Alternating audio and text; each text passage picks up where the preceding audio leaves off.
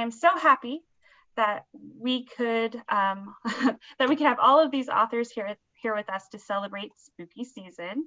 It's a fantastic lineup of spine-tingling tales, and I can't wait to hear from everyone on the panel, which includes Katie Alender, author of The Companion, Sasha Laurens, author of A Wicked Magic, Kat Ellis, author of Harrow Lake, Kendare Blake, author of Five Dark Fates, Kate Alice Marshall, author of Rules for Vanishing, and you'll notice Justina Ireland is not here yet. She has a meeting and will jump on soon, so hopefully she'll join us, but she is the author of Deathless Divide, and leading them in conversation is Danielle Vega, author of The Unleashed. Danielle, I'll pass it on to you, and I'll see you again at the Q&A time.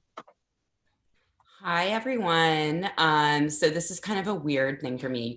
I can't see like how many other people are on here. So I'm going to assume it's hundreds and hundreds, and you're all very, very excited to hear everything that we have to say about horror and writing scary books and reading scary books and all of that fun stuff. So the first thing I'm going to do is I wanted to go through each of the panelists and have them say a little bit about their books and just give a brief summary of what they're about and, go from there. So usually on a panel, you can kind of see the lineup, and we can't right now. So I'm going to call people out so that we don't just have just silence. So Kat Ellis, do you want to talk first? Give us a little bit of an intro to your book. Absolutely. And hello from Wales. I think I'm the only person who's joining you from outside the US. I could be wrong. Yes, Harrow Lake is my fourth novel, but my first YA horror. And it's about Lola, who is... Thank you very much. It's about Lola, who's the daughter of a famous horror film director. And when she arrives home one day and finds her father has been brutally attacked in their New York apartment, she's sent to a town called Harrow Lake, which is the setting of his most famous cult horror movie. And she's sent there to stay with a grandmother who she doesn't know. And when she gets there, she soon finds out that it's a very strange town filled with lots of superstitions, including a superstition about a monster called Mr. Jitters. And as soon as she gets there, she realizes something is stalking her from the shadows and she might not get out of Harrow Lake alive. Ooh, okay, that sounds awesome. I'm going to read that immediately. Thank you. Yeah, no, seriously, I'm just going to like get it on my phone and read it while you know. All right, Katie Alender, do you want to go next? Yes, I have to warn you that the dog that I was holding is my crazed, sick elderly dog, and he barks like a monster. So I'm going to try to Zoom. Yes, yeah, I know, right? He loves it.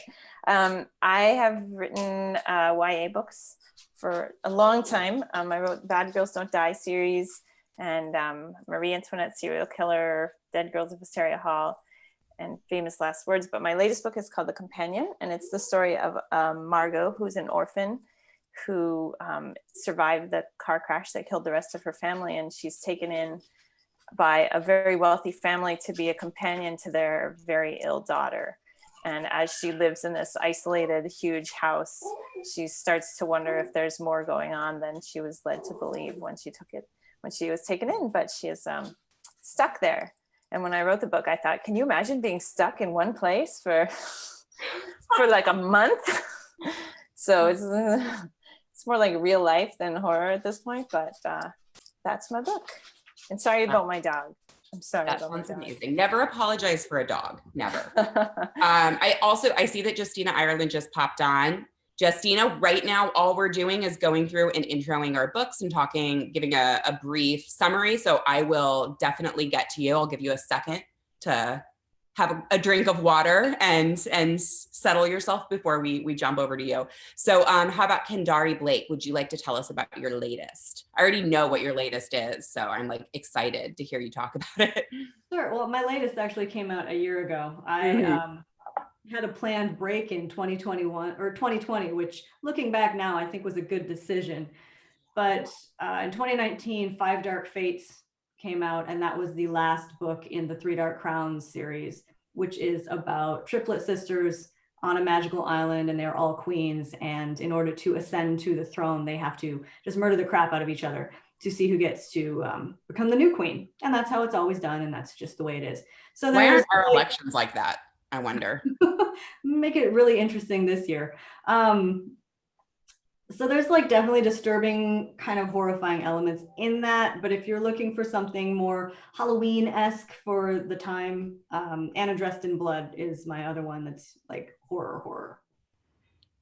And Anna Dressed in Blood is legit one of my favorite horror novels. It was one of the first YA horror novels I read before when I was a tiny baby writer who was not writing. And I still like to go back to it and just be like, okay, how did Kendare do this? Because it's fantastic. So highly recommend. All right, moving right along. Kate Alice Marshall, why don't you tell us about your book? Rules for Vanishing is about a girl whose sister vanished a year ago. And on the anniversary of her vanishing, the whole school gets a text message that says, do you want to know where Lucy went? She went to play the game and you can play too. Find a key, find a partner, find the road. And they figure that this is a reference to an urban legend about a girl named Lucy Gallows who walked down a road that appeared in the forest, and both she and the road disappeared. And the main character's sister had been investigating this legend when she vanished.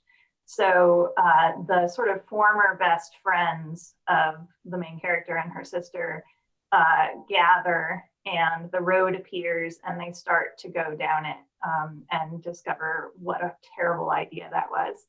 And it's told in a collection of the first person kind of witness testimony of the main character, and then various videos and documents and things like that as a sort of mixed media found footage style. Fantastic. I love a book about secret people texting and like schools getting involved in urban legends. It's just like making me so happy. I love it. All right, Sasha Laurens, let's talk about A Wicked Magic again. Hi everybody. A Wicked Magic, excuse me. A Wicked Magic is my debut, so I think I'm like the baby of this bunch actually. It came out this summer. It's about two best friends, Dan and Liz, who live in sort of a remote beach town in Northern California, and they found a sort of mysterious book that provides them with a spell that they use to transform themselves into witches. Unfortunately, things kind of go sideways for them, and they end up casting a spell that gets Liz's boyfriend abducted by a demon. And sort of the book begins when Dan and Liz, their friendship has fallen apart. Liz has been trying to do magic by herself to get her boyfriend back. And she confronts Dan and tells her that she's found a way to get in touch with him, and she needs her help to sort of complete the spells that they need to do to try to rescue him from this demon. So yeah. Fantastic. Very good book. Can attest to that. I was with Sasha on her, I think it was my first bookstore event. Right. So your first event. So we did a virtual Zoom for her first event, and I got to talk about it for an hour. Fantastic. All right, Justina, saving the best for last. Do you want to tell us about your latest? Saving the late for last. I apologize because apparently I was coming from one Zoom meeting to this one, and then Zoom decided it hated me, which is kind of a theme for 2020. Zoom hates all of us. Zoom is just taking names, and it's going to one day. It's going to rule us all.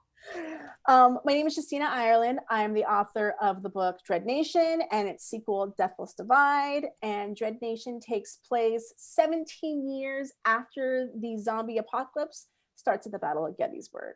So it's basically the Civil War is over with, but zombies. And it follows a character named Jane McKean as she sort of navigates this world that is still very tied to the roots of chattel slavery and the idea that some people are better than others, which is not at all like 2020, unfortunately. It takes place in 1880, but the parallels are there. And it's one of those books, it always gets brought into the spooky book season. I don't think it's spooky, but racism is terrifying. So there you go. That's the tie-in. But there's also zombies. So if you're there for the zombies, that's awesome. If you're there for the Black girl kicking ass, that's also awesome. And if you don't like either of those things, what's wrong with you? Fantastic. Love it. Okay, that's great. Thank you guys all. If people who don't know me, I didn't really introduce myself. I wrote The Merciless, which is about good Christian girls who torture somebody that they think is possessed by Satan, and The Haunted, which is if Buffy the Vampire Slayer killed ghosts. So that's who I am, in case you don't know who I am. We're gonna jump right into my questions. So the first question is the obvious one. I'm sorry, but I feel like you guys are gonna have non-obvious, very cool answers. What drew you to the horror genre? So we can all jump in, or I can just start calling on you if you don't have something to say. So what do we think? Does somebody have an answer to what drew you that they want to pop up with? All right, we're going to go with Kat Ellis. What drew you to the horror genre? Why do you write the weird, messed up stuff that you write, basically? I think it's really a reflection of the weird, messed up stuff in my head. You are wearing devil horns, so that was like a clue. Well, yeah, I mean, I was going to go full face makeup here, but then I thought you don't want to be on a panel full of horror and thriller writers and be the weirdo. So no, I think that's exactly who you want to be. I think that you want to be the weirdo on a panel of horror writers. That's just the weirdest. Well, apparently I am anyway. So, but yeah, I think I really, from a very small age, just loved horror, especially watching horror movies. My dad had the biggest VHS collection, and when I was far too young to be watching horror movies like, Nightmare on Elm Street, Halloween, Puppet Masters, stuff like that, I was just working my way through them on the weekends, and he was like, fine, you carry on, 5-year-old cat, you watch these scary movies.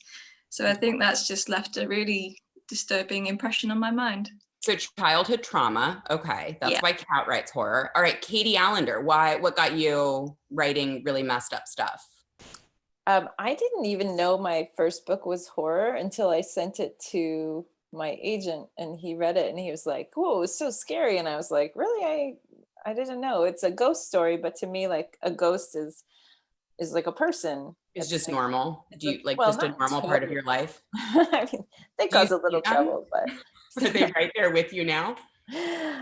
So don't make them angry. But I think, as I've gotten older, I reflect on it, and I do think like the horror of like 7th grade made such an impression on me that I think it actually inspires everything I do, because there's nothing to compare to that feeling of, I like one of my sayings is, don't trust anyone who didn't have a terrible year when they were 12 and 13 years old.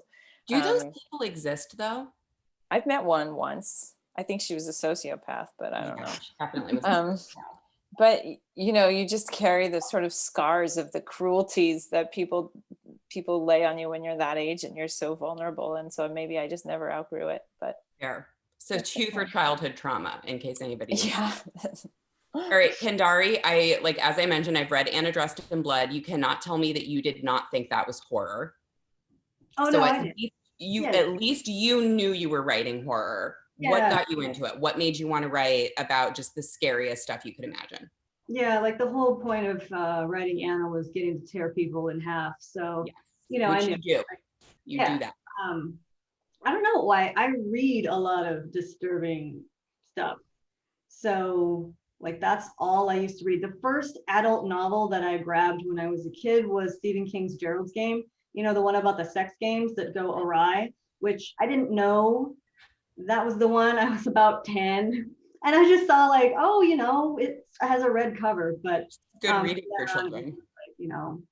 American Psycho, way more Stephen King, a lot of Anne Rice, and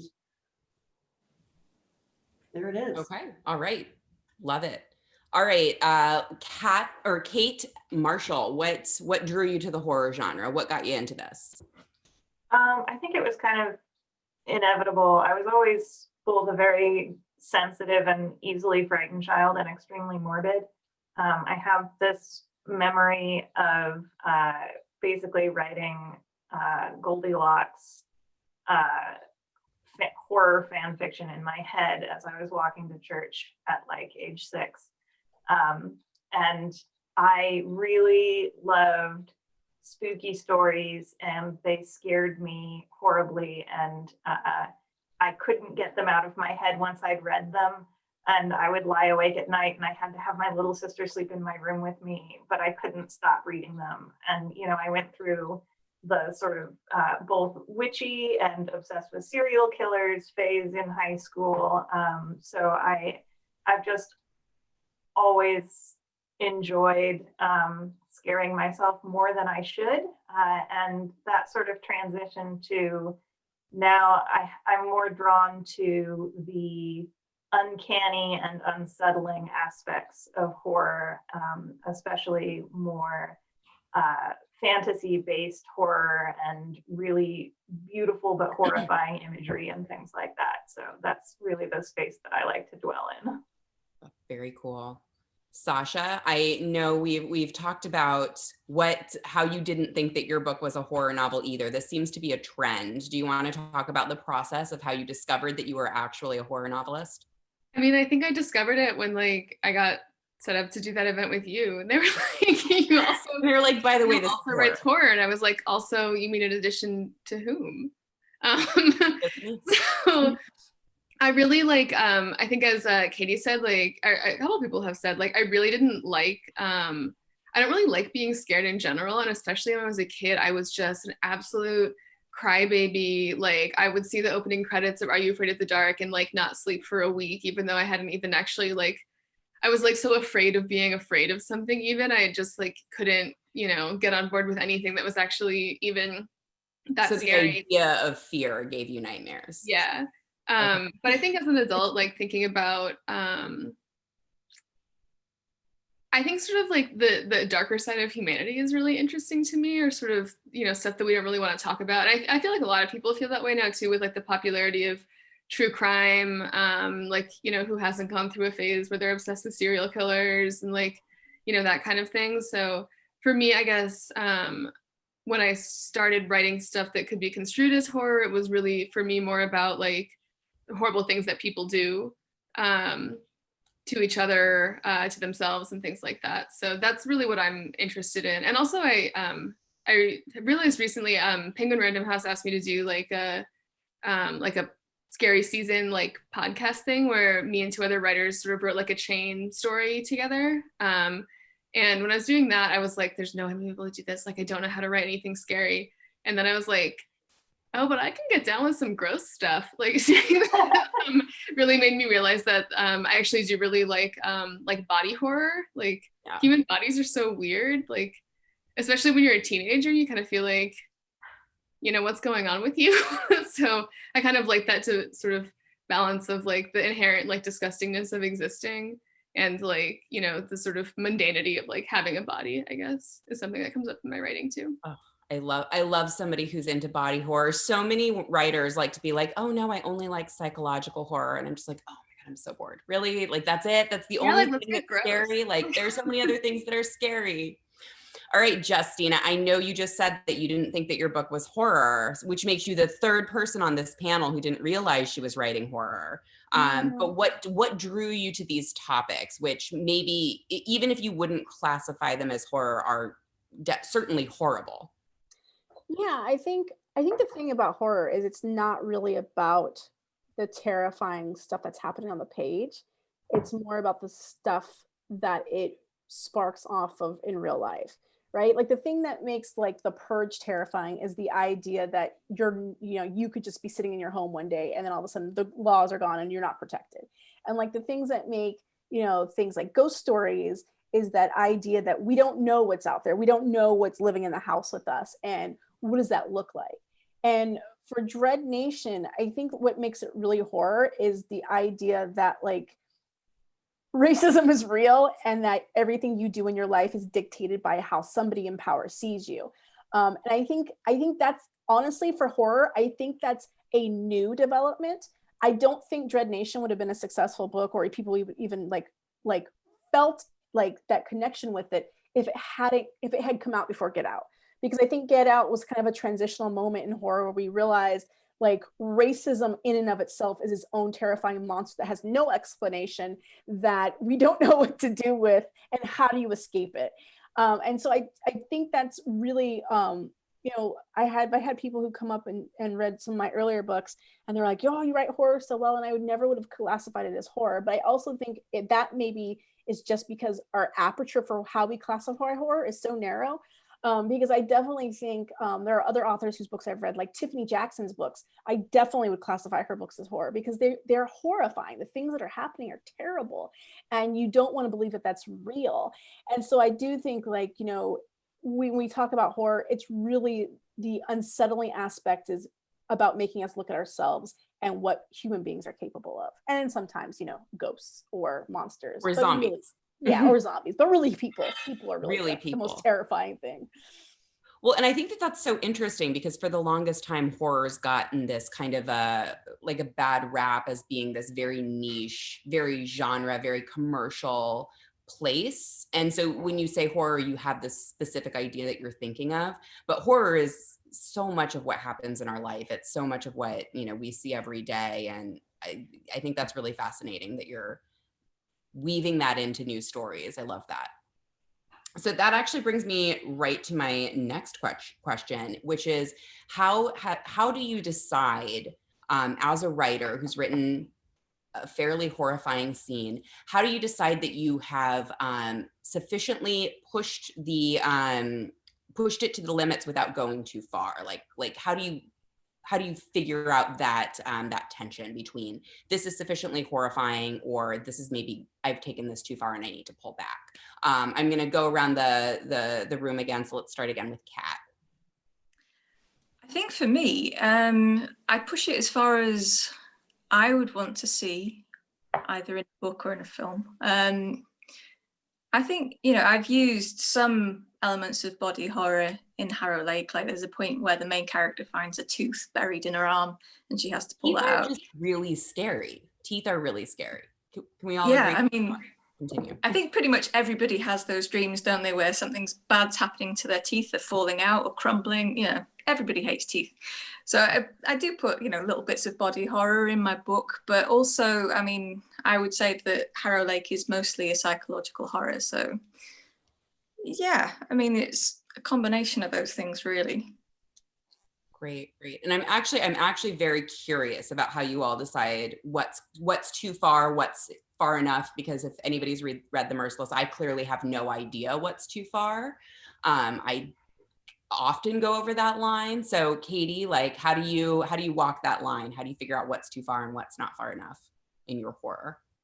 Well, I am not a gore person. I can't deal with gore, writing it or watching it or reading it. I mean, I can read it a little, but I can't watch it. And I'm not good at writing it. For me, I think it just comes up to the line where if it is a distraction from where the story is trying to go, if it becomes about, you know, like I had a scene in one of my books where the like evil force was uncovered and it was like a unmarked grave and like insects started pouring out of the skull, and it was like, yeah, that's kind of gross, but it doesn't drive the story forward to sit there and watch insects just pour out of this guy for a while. So it's like, why don't we find a different way that sort of challenges the character? And also my characters tend to be kind of regular people in extraordinary circumstances, so it always comes back to what they're going through rather than sort of the horror. I think it's pretty internal, so it's harder for me to write a lot of gore, because like if I were there watching gore, I would just close my eyes. So that's what my characters would have done. So nobody's looking at it. Maybe it's happening right off the page, but I'm not writing somebody looking at it because I can't deal with it myself. Fair. All right, Kendare, I know you know how to write gore. But I never think about going too far. Like I don't. I just it just goes, and I know it's never going too far for me because I'm writing it and I'm okay. So I've never thought about, you know, is vivisecting someone, is that too far? Although in my next book that comes out next year, there is a scene where someone's like recounting murders in a very kind of cold and clinical way, and I thought about, like, that was the first time actually that I've ever thought, is this too much for kids? I don't know. I guess I'll leave that up to my editor. But normally, no, when it comes to horror, everybody has a different level. And the nice thing about books is, I think, you know, she talked about like covering your eyes. Well, with books, you don't have to. If something starts to be too much, you skip down a paragraph. So I think books are a very safe space for readers and for, you know, kids who might be a little bit on the fence about what they can handle. It's safer than, say, going straight into watching like Hostel. I actually have a follow-up question to that though, because I always thought that as well. I'm like, oh, it's a book. It's not like you're seeing the images on a screen, you're reading about them. You can skip it or you can kind of like zone out or whatever. But then somebody told me that it actually, for her, it was so much scarier in a book because you put the images directly in your head in that kind of magic way that books do. So is it not like that for you? Do you not have that experience when you're reading horror, that you just have the images implanted in your head, or is it a different experience for you? I think a lot of my safety from books comes from that speech in The Neverending Story about how, you know, weren't you scared in 20,000 Leagues Under the Sea when the thing was, you know, and you're like, no, it's just a book, it's safe. So I've always had that in my head since I was a kid, that books are safe. So even when I read as an adult, and I mean, some of the scenes in American Psycho are the most disturbing things that anybody has ever put to paper, but my mind can control, like my mind controls that for me. So it decides how much I'm visualizing. And so, yeah, I'm still very much with the books are good. Books are calming. It doesn't really matter how much blood is splashed across the page. I'm still okay with it. Fantastic. All right, Kate, what about you? How do you walk that line, or do you? Well, first of all, I don't usually have a problem with going too far. I usually, I can usually push myself closer to that line than I actually do. For me, the thing that I keep in mind is that the line that I don't want to cross is where the suffering or the horrible thing on the page has been pushed so far that the reader disengages from the characters as a protective mechanism. There's the moment in horror movies and slasher movies where the audience starts laughing instead of being afraid. And, you know, it's just enjoying watching the guts get pulled out or whatever. And that is like a valid experience, but it's not what I'm aiming for in my books. I want to stay with the characters and hold on to that reader empathy so that it is a hand-in-hand emotional experience instead of one where you have to create that distance and disengagement in order to ride it out. So I just try to keep in mind where that psychic distance is between the reader and the characters and how to manipulate it so that they're experiencing the same things without having to turn away. Very cool. Yeah, I could see that. I could see how you would want to not. It's kind of what Katie said about wanting to make sure that you're not just using shock for shock's value's sake. It needs to be a character moment. Love that. Sasha? Yeah, I really agree with what Kate and Katie both said, but for me, it's not so much about, as you were saying, like shock for shock's sake, or like not wanting the reader to disengage. I guess for me, it's about not wanting it to get boring. I think I don't want to just like, you know, put some gore in there, put some scary, like, you know, go over the top, hammering him over the head with a scary thing. Cause like, once you've been scared, then you're like, okay, yeah, now I'm scared. And now, but I got like 3 more pages of being scared. Like, how long is this going to go on for? Like, other things need to be happening. So for me, it's about trying to tie, like, if I do want to have a moment where there's something scary happening for a sustained period, like, it's about tying other like character moments or like plot moments into that.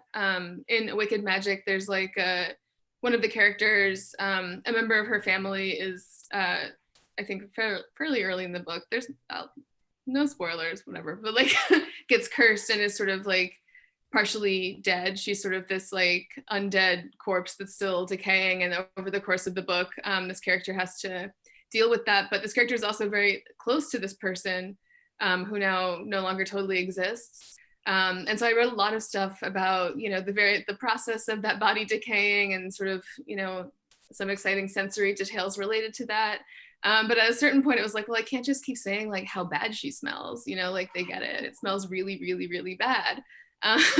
So instead I had like a scene where the character like went and still like sat by this corpse's bedside and like told her about like what she was going through and like her day, because she really relies on this person emotionally, even though she's, dead now. And like, that's like, I think ended up being far more like frightening and disturbing than just like reminding the reader that like, it's really gross when you have like a decaying body in your house. Like it's more frightening when you still need to like, you can't let go of that person, I've also just noticed that you have a hand weirdly sticking out of your... It's a mannequin hand. Yeah, I assumed it's something totally not weird, but it's very cool.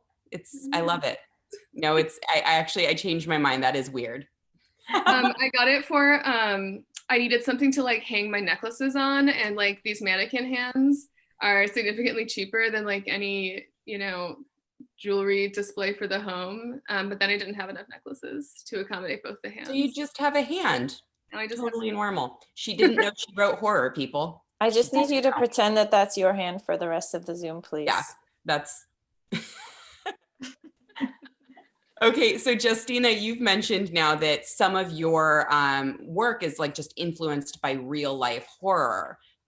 Do you find that you want to pull back when you're writing a particularly horrific scene, or do you just go for it? Do you want to talk about that a little?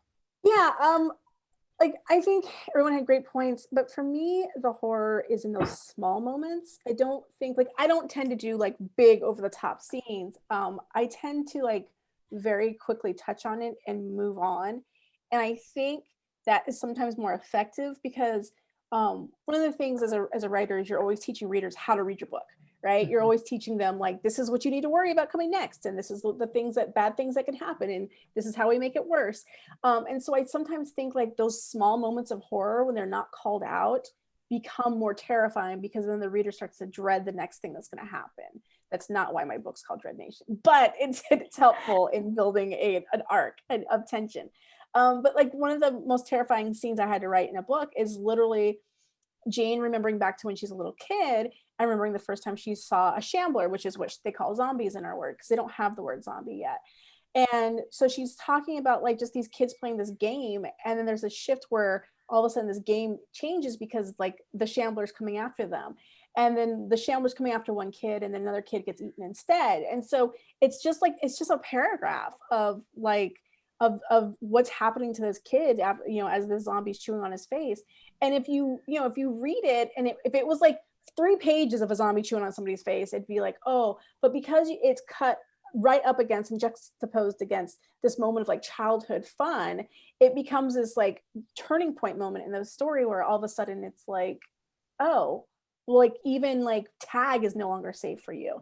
And I think that's really like, that's where like horror really does its work and makes its money, is in those small moments of unsettling things happening. I think about not Bly Manor. Bly Manor is terrible, but The Haunting of Hill House. Like it's the one of the reasons it's so well done is because even when the characters are fighting with one another, there's those small moments where like things aren't going right. Like something's weird is happening. Something's in the background. There's something in the background, or somebody's looking like off, and it's just like, and like I think that's actually watching The Haunting of Hill House and juxtaposing it against Bly Manor is a great example to see like when those things work and when they don't work, because like they do the exact same things in The Haunting of Bly Manor and they just don't work because the way they are called out. They're just sort of over the top and it's just silly.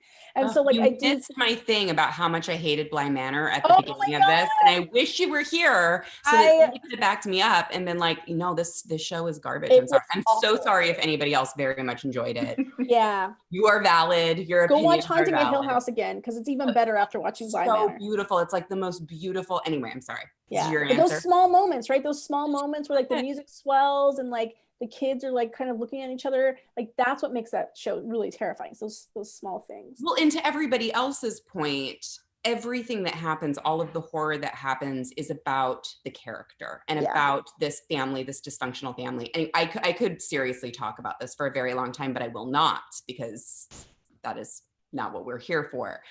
So we're going to do one last very quick question before we move on to audience questions, because there are so many people here who just like want to ask you a bunch of questions. Nobody wants to hear me talk anymore. Fine.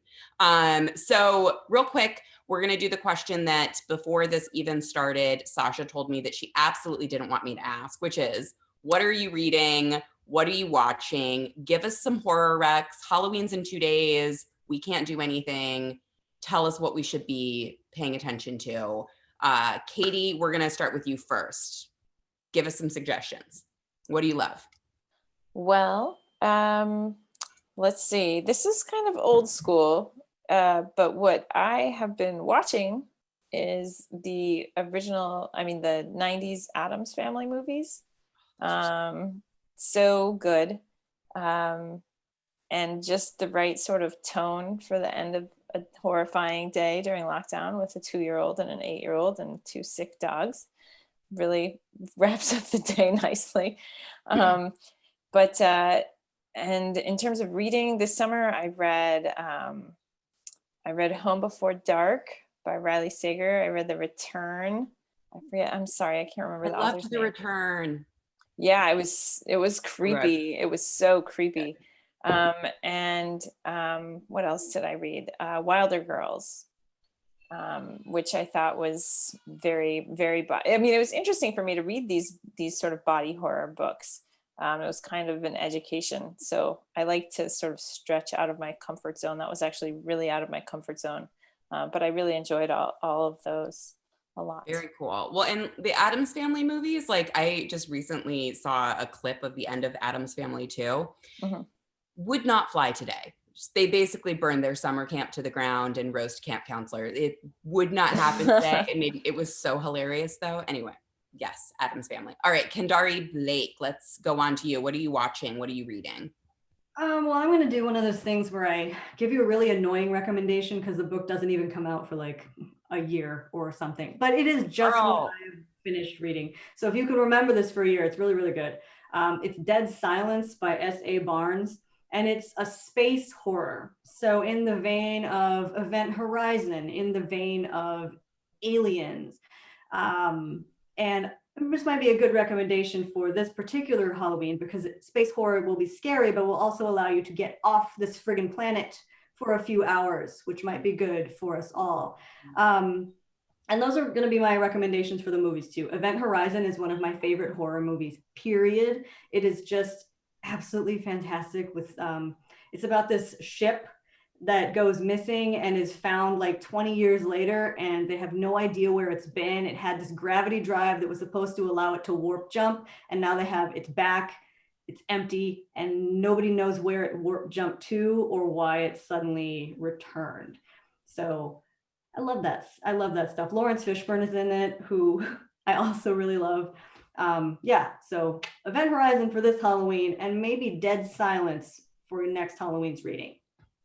My husband won't let me watch Event Horizon because he is a scaredy cat, so I might have to watch that one on my own. All right, let's move on to Justina Ireland. What are you watching? What are you reading? Well, I'm not watching Bly Manor because it sucked. I already watched it. But I read Rory Power's Burn Our Bodies Down, which is really creeping and insidious, and it's one of those slow build horror books.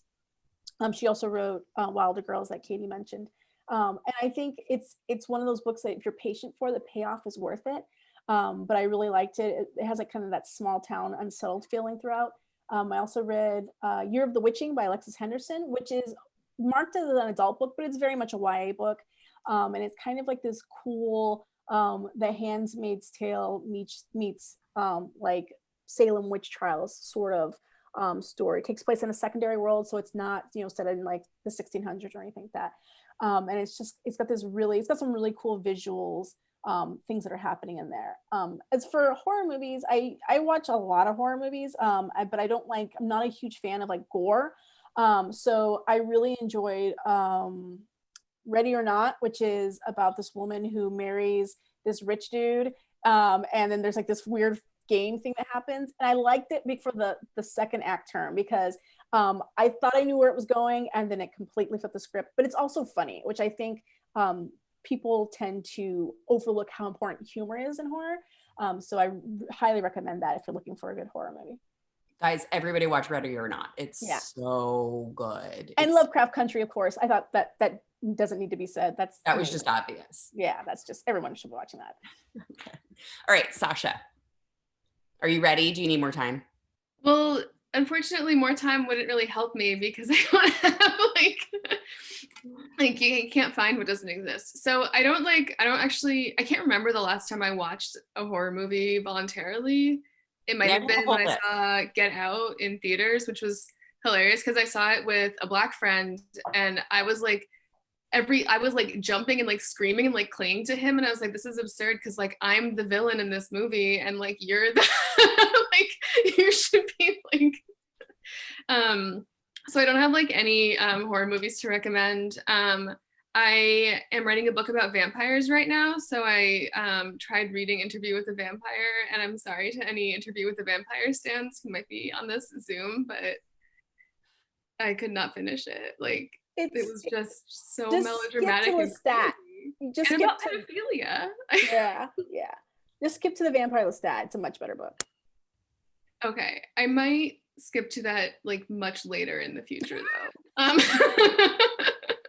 I will say that like one of my favorite horror books that I have read that I can recommend is Sawkill Girls by Claire Legrand. It's about these this like small community living on an island that is menaced by a truly frightening demon that like I think like the last night I was reading it, I stayed up super late just because I was like, I can't go to bed while I have this in my brain. Like I need it to be resolved so that I can finally rest. But that book is great. Fantastic. I haven't read that one yet, but it's definitely on my list. The cover alone is so good. Okay, Kate, what do you got for us?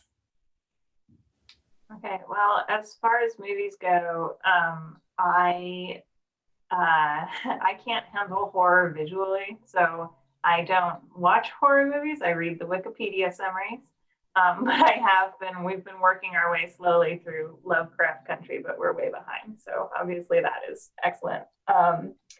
And then for books, most recently I've read T. Kingfisher has a couple of horror novels. Her more recent one is The Hollow Places, and before that was The Twisted Ones, and I enjoyed those a lot. And then, I wrote down what I was going to say, and then I lost the card.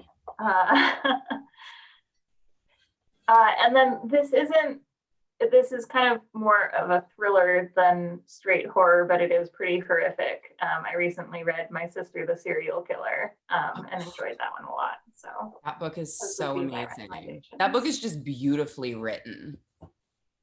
Okay, Kat, last but not least. Yes, as Kate was just saying then that she doesn't like to have the visuals of horror, I've got a good film that I watched to recommend.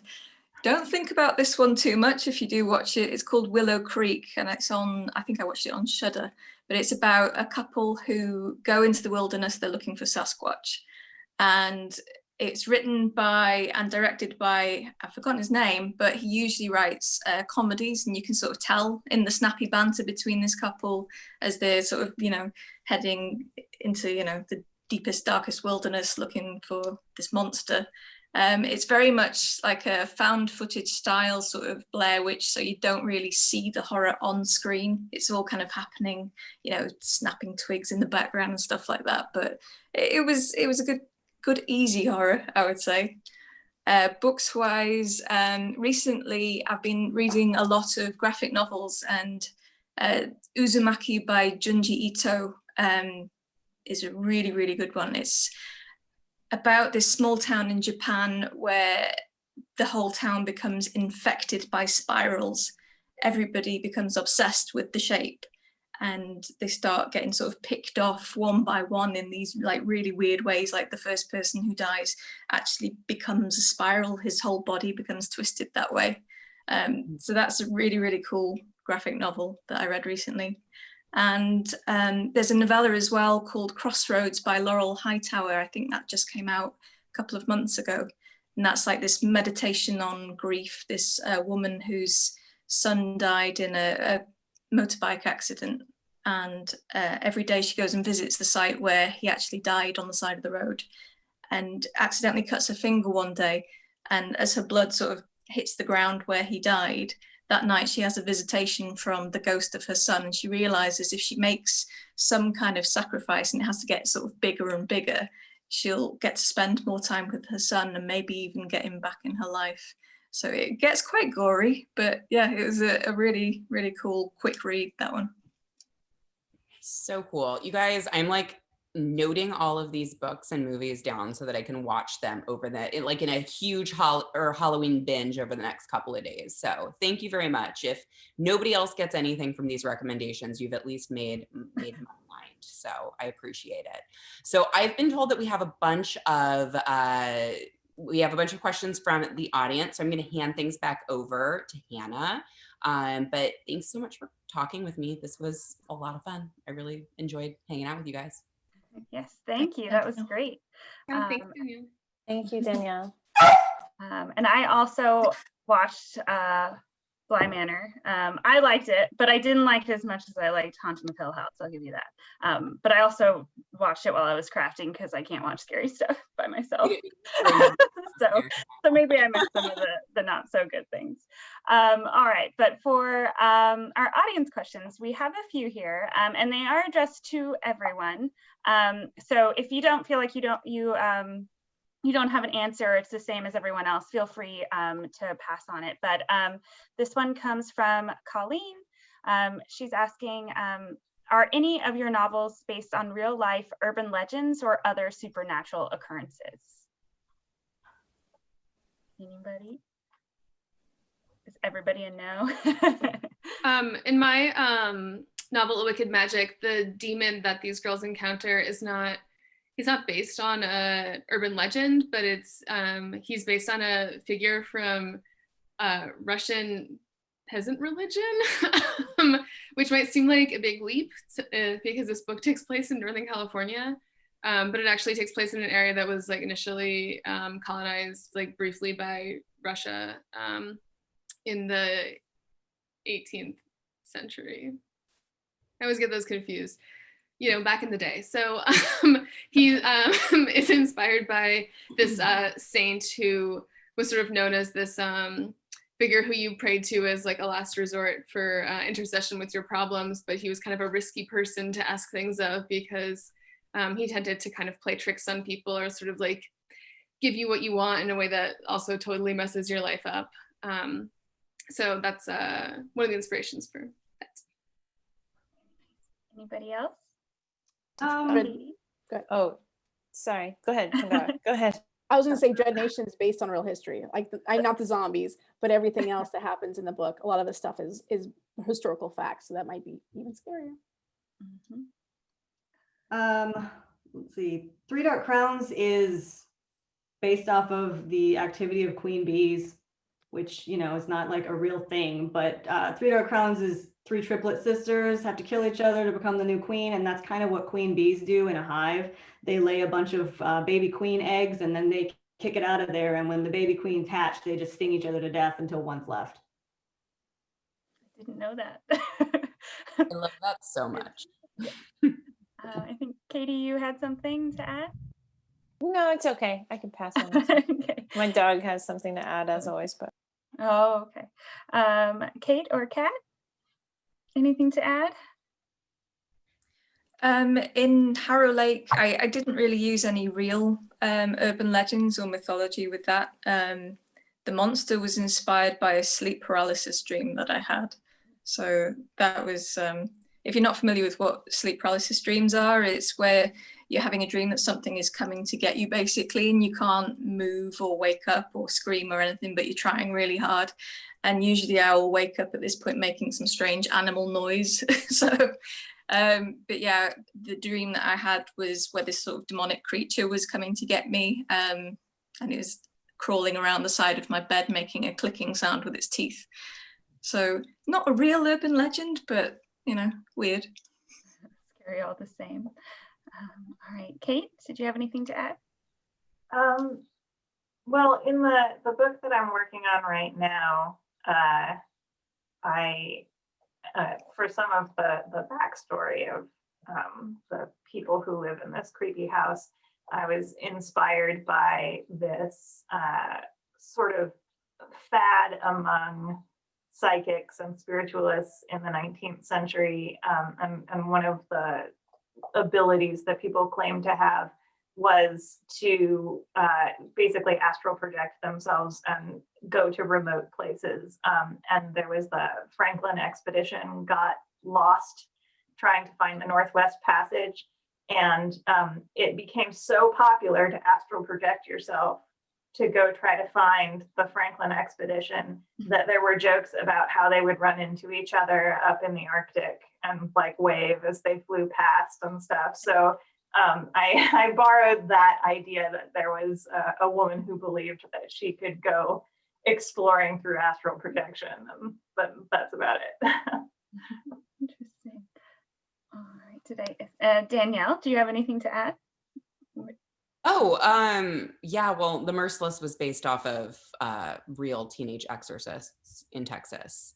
I don't think they tortured the girl whose demon they were exorcising, but yeah, there was a story about teen girls who performed exorcisms on their friends.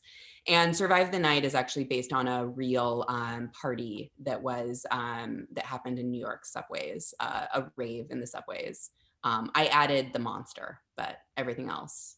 But like New York subways, there probably was a monster anyway, and we just didn't talk about it because New York. So. And we have one more question from Colleen, also to everybody. She's wondering, is there a character within your novels who you relate to most? Anyone want to start that off? Katie? Well, the companion is about this this girl who goes to live with the family, and she could tell right away that the mother is like a control freak. And I wrote the whole book thinking from the perspective of the girl, and as she learns more about how the mother sort of manages her life, I realized afterward that I relate very strongly to the crazed mother. I was like, oh, okay, I get it. Like, I get it. I wish I could have that level of control of my life sometimes. And I think that was kind of an interesting surprise for me to realize. I was like, yeah, I can see that. I can see totally how you would slip into that if you just got the little extra push. Like, hey, my children are so well behaved and my house is always clean. And I mean, it's tempting. So that was like a surprise. But I do also sort of relate to the main character, I hope, in that I'm not a crazed evil person that I know of so far. Anyone else want to add? My characters are literally all murderers, so No. all of them. What does that mean? Do you relate to them or not? So no, you don't. Every single one. Great question, Sasha. Great follow-up question. In A Wicked Magic, there's sort of the two main characters are kind of based on me and some of my best friends over the years, but I had kind of sort of a similar experience to what Katie was saying. Like, there's one who was like, in the earliest, drafting days of the book, I was like, she's been wronged by her toxic friend who takes advantage of her, and like her friend is evil. And then as sort of the book uses 3 point of views, so I had to write from both characters' point of views. And the more that I did that, the more I was like, oh gosh, it's like everybody's in the wrong here. It's sort of like I really gained like a new understanding for this character that was sort of a mashup of like all of the friends who had ever wronged me in the past. And actually ended up like really, that character is Liz, and I ended up sort of empathizing with her much more. She's my favorite character in the book, although according to Goodreads, like a lot of people like really hate her, which I get. But I feel like there's like a lot of myself as an adult in her, whereas like Dan, there's a lot of like myself as a teenager, I guess you would say. Interesting. Anyone else want to add?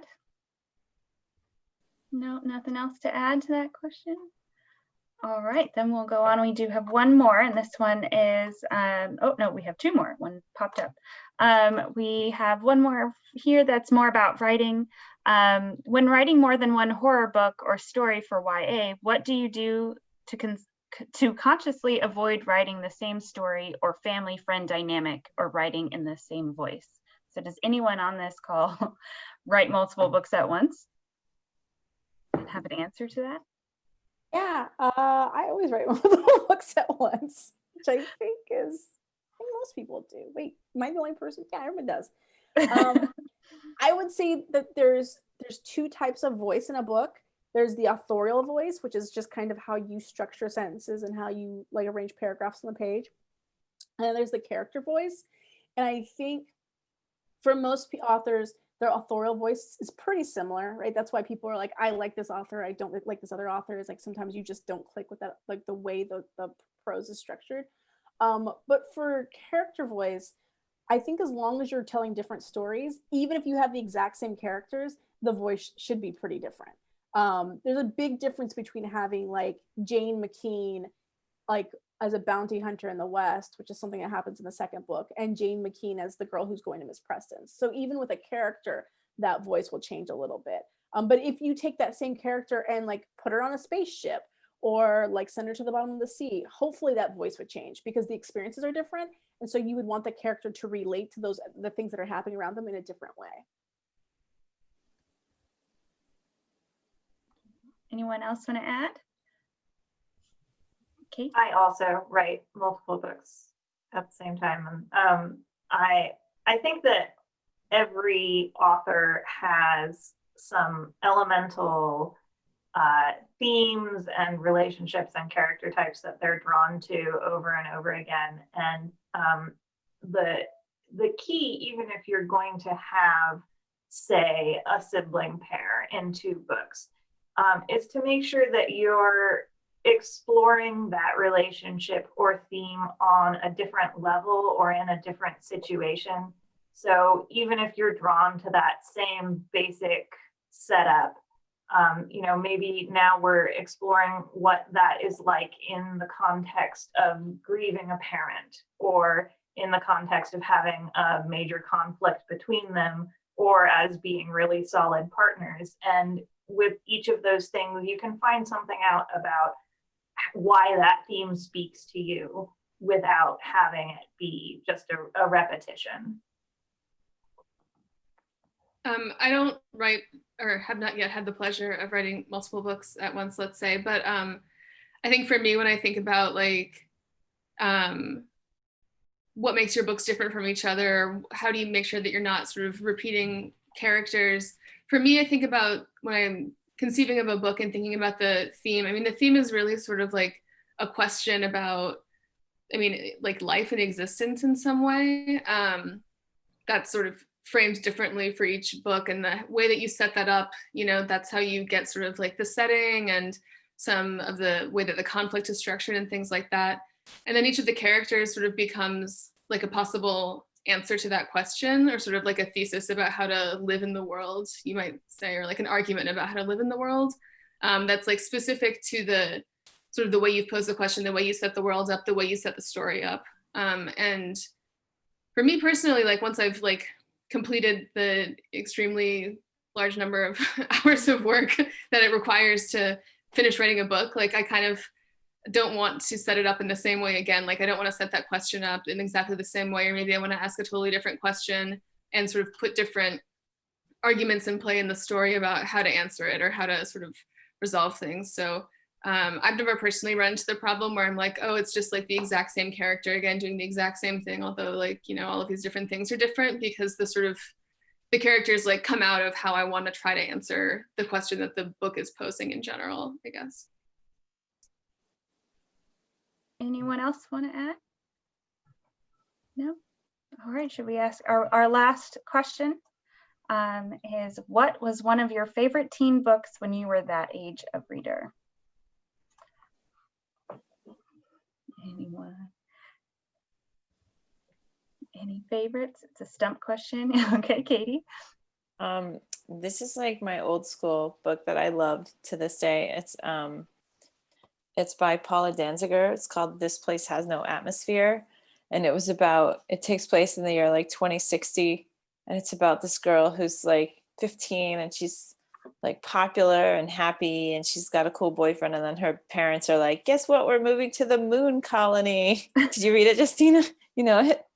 I love that book. Exactly. And the cover is like her sitting like this. Yeah, she's like got purple hair or whatever. Yeah. She's like perfect blonde girl. Yeah. She's into theater and stuff. I loved that book. Paula Danziger is like, she writes teen voices. She wrote, I should say, teen voices in a way that was not something I encountered a lot back then because she was really funny, but she also like gave her characters flaws. They were not like Sweet Valley people. They were like bratty and selfish sometimes, and they made each other angry. But I love that book. I have it in hardcover now. I went and dug it up somewhere. So such a good book. Nice. I used to read a lot of Christopher Pike. Anything Christopher Pike was my jam. And those books don't hold up. So be warned if you want to go back down that garden pathway. It's not quite as good. But I liked it because like you said, Katie, like his characters were always like the worst teenagers. So I'd come out of like reading like children's books where everyone's happy and great and like working to cooperate. And then they're like, we're going to kill the cheerleader in this book. And like, so it was just really great. And then the cheerleader is a lizard monster anyway, so it doesn't matter. But yeah, like Christopher Pike was my jams. I actually have a really different suggestion. It's not technically YA, but I read it when I was a teenager, so I think it works. But it's House of Leaves. It was like, for the longest time when I was a kid, it was like my favorite book. I haven't read it since I was 19, so I'm not sure if it still holds up, but it's about a house that's bigger on the inside than it is on the outside. And that, it seems like such a simple premise, but what he does with just atmosphere and psychological horror and feeling like you're going to go crazy. And it's very, like it's written in spirals. They're like, it's very experimental. And so it's like kind of exciting to read. It's the size of a textbook. It's the only book that's ever scared me. Highly recommend. I feel like every millennial at some point has owned a copy of that book. Yeah. Or at least been to a party at a dude's house who has like a very well-worn copy of that book. Totally that book that if you like meet a guy who's obsessed with it, you probably shouldn't date that guy. But that's like my entire like teenage experience, is dating the guy I shouldn't have dated who loved House of Leaves. But I really enjoyed it, as long as you're not, using it for romantic purposes. It works. I don't know. Don't misuse House of Leaves. Don't misuse House of Leaves. As instructed. Take it for what it is. It's not a philosophy. Yeah. The only YA book that I can actually remember reading when I was a young person is The Perks of Being a Wallflower, which, much like House of Leaves, was sort of like, if you were like a vaguely emo looking kid at my high school, like you had to read, not only did you have to read The Perks of Being a Wallflower, it had to become like your favorite book immediately. So I did that. And then mostly like by the time when I turned 14, I was very much like wanted to jump right off the diving board into adulthood. And I like just wanted to read like books by old white dudes, like exclusively, because that's like what real literature was. Like, I know Kendare said that you read American Psycho. I read American Psycho when I was like 14 or 15, and it still is an experience that haunts me. Like I read like all of the works of Jack Kerouac when I was in high school, and like a bunch of like Hemingway and stuff like that, which like is not something I would maybe recommend to anybody. I mean, if you want to do that, you can. But I wouldn't like recommend it. Out of your system, so yeah. But that's real stuff. That's also part of why I find like YA today really exciting, is that like, I mean, I think it was like probably even like done with college by the time I realized that like books by like women were like legitimate. I probably had like never been exposed to a book by a person of color before because I'm an idiot. Like you know, like YA is so is so like diverse, and it just is such a broader world is represented in these books now than it was when I was a kid, that it's very exciting for me to be able to like write that stuff and like be a part of that world now, because it's not all, you know, Jack Kerouac anymore. Thank goodness. Right. Anyone else have anything to add? No favorites? All right. Well, thank you so much. That was our last question. Let me just triple check nothing else popped up while we were talking. Nope.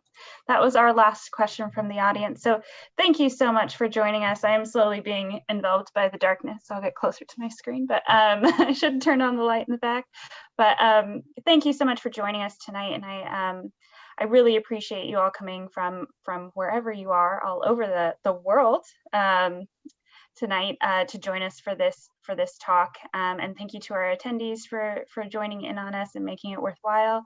And I hope you all have a wonderful Halloween as well as it can be. Enjoy all of your spooky movies and books that we've recommended, or writing angry essays about haunting, the most recent haunting of life.